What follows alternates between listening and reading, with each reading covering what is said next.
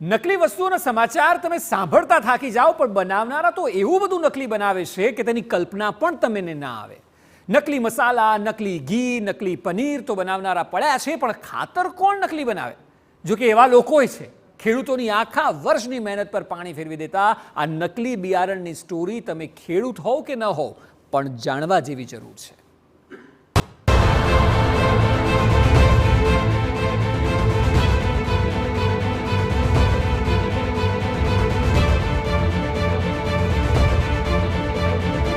આ original DAP છે, આ ડુપ્લિકેટ ડીએપી છે. બેને પાણીમાં મૂકવાનું. જો ડીએપી ઓલું છે એ ઉગડવા માંડ્યું નીચે જતું રહે, કાઢી લો. ડુપ્લિકેટ છે. જો ઉગલે વહી ગયું છે. આ જે એમ નથી. બસ તો આ જ છે મુદ્દો. નકલીની ભરમાર એટલી વધી ગઈ છે કે અસલીની ઓળખ કરવી પણ મુશ્કેલ બની ગઈ છે. અને હવે તો ખેડૂત પણ આ નકલીના ખેલમાં ફસાયો છે. અને તેને ફસાવનાર છે નકલી ખાતર બનાવનારા સમાજના દુશ્મન. વાત ગીર સોમનાથની છે કે જ્યાં મિતિયાજ ગામના ખેડૂતો નકલી ખાતરનો ભોગ બન્યા. ઘઉંની વાવણી સમયે ખેડૂતોએ ઉના તાલુકાના તળ ગામના ખાનગી એગ્રોમાંથી ડીએપી ખાતર ખરીદ્યું હતું, જે નકલી હોવાનો ખેડૂતોનો આરોપ છે. આશરે 100 વીઘાથી વધારે જમીનમાં નકલી ખાતરને કારણે ઘઉંના પાકને અસર પહોંચી છે. આને લીધે ખેડૂતોએ ભારે નુકસાની વેઠવાનો વારો આવ્યો છે. અમારા ડીએપી આ ખાતર લઈ આવ્યા. અમારા ગામના ઝાઝા ખેડૂત છે એ આ ડુપ્લિકેટ ખાતરમાં હેરાન થઈ ગયા. એ આ ઘઉં જો આ એક દીના વાયેલ છે.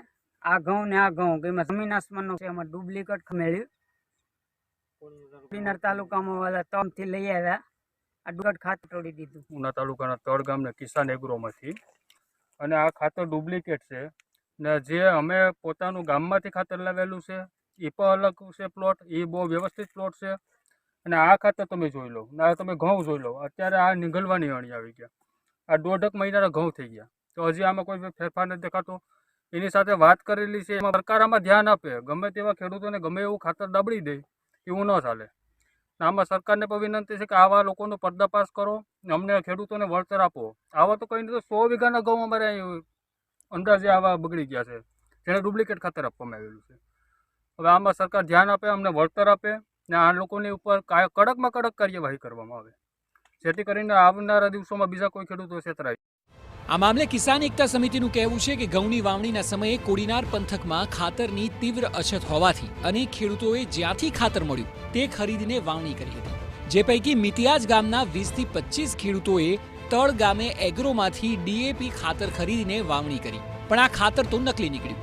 પાણીમાં નાખતા જ ઓગળી જતા આ ખાતરને કારણે 1.5 માસ વીતી ગયો, છતાં ઘઉંની વૃદ્ધિ થઈ નહીં. આ ઉપરાંત છોડ પણ પીળા પડવા લાગ્યા. ખેડૂતોએ 3 વાર યુરિયા છાંટ્યો, પરંતુ તેનો વિકાસ થતો નથી. બાજુના ઉના તાલુકાના તળ ગામેથી એગ્રો છે, ત્યાંથી ખેડૂતોએ ખરીદી કરી અને લાવ્યા અને વાવણી કરી. અને પછી દોઢ મહિના પછી માલુમ પડ્યું કે આ ખાતર ડુપ્લિકેટ છે. એનું કારણ છે કે ઘઉં છે એ નીંગલવાની તૈયારીમાં છે, એ નીકળતા નથી અને એ છે એ બેસી ગયા છે. અને ડીએપી ખાતર વગર ઘઉંનો છોડવો છે એ એને પોષણક્ષમ જે છે તાકાત એ મળતી નથી અને એ આગળ જતો નથી. ખેતી નિયામકનો અમે કાલે કોન્ટેક્ટ કર્યો તો કે રજૂઆત કરી દો. અનેક પ્રકારની રજૂઆત કરી અમે ખેતી નિયામકને. 2 વર્ષથી સતત રજૂઆત કરીએ. બોગસ બિયારણ મગફળીનું હોય, ખાતરનું હોય, અમે રજૂઆત કરી, છતાં પણ એમ કે હા અમને એવો મીઠો જવાબ આપી દે છે કે ભાઈ અમે આગળ તપાસ કરીશું, એમ કરીને બધું મૂકી દે. ખેડૂતોનો ઘઉંનો પાક નિષ્ફળ જતા તેમની હાલત પડ્યા પર પાટું જેવી છે. આ જોતા કિસાન એકતા સમિતિએ ખેતી નિયામક અધિકારીને પત્ર લખીને યોગ્ય તપાસની માંગ કરી છે. સમિતિનું કહેવું છે કે વગર વાંકે ફસાયેલા ખેડૂતોને વળતર આપવું જોઈએ. આ ઓરિજિનલ ડીએપી છે, આ ડુપ્લિકેટ ડીએપી છે. બેને પાણીમાં મૂકવાનું. જો ડીએપી ઓલું છે એ ઉગડવા માંડ્યું નીચે જતું રહે, કાઢી લો. ડુપ્લિકેટ છે. જો ઉગલે વહી ગયું છે. આ જે એમ નથી. ગીર સોમનાથના કોડીનાર તાલુકામાં સંખ્યાબંધ ખેડૂતોએ નકલી ખાતરના આક્ષેપ સાથે 1.5 માસ પહેલા બિયારણ વાવ્યું હતું.